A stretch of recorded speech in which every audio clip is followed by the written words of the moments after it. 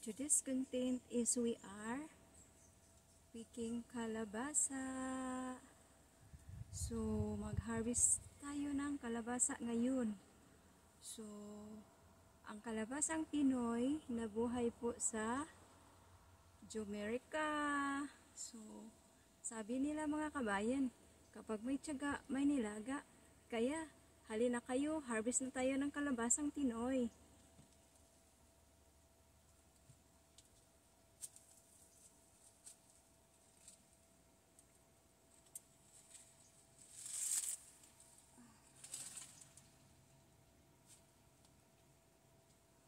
Ayan na po, na-harvest ko na po mga kaibigan.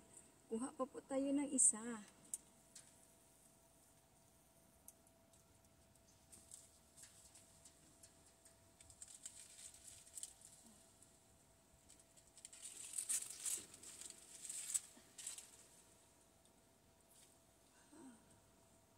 Naku po, ang bigat. So ito na po, dalawa lang ang kunin natin kasi hindi ko maubos. So, kalabasang Pinoy nabuhay sa Jomerica.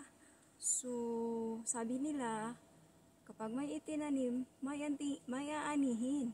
Kaya mga kabayan, sipag at tiyaga lang po.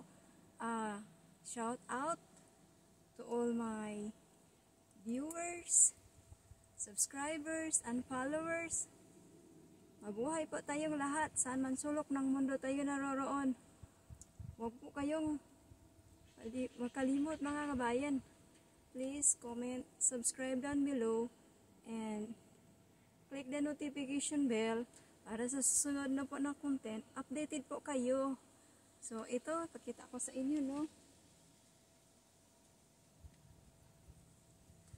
So ito na po mga kabayan. So dalawa lang siya kasi hindi natin mauubos.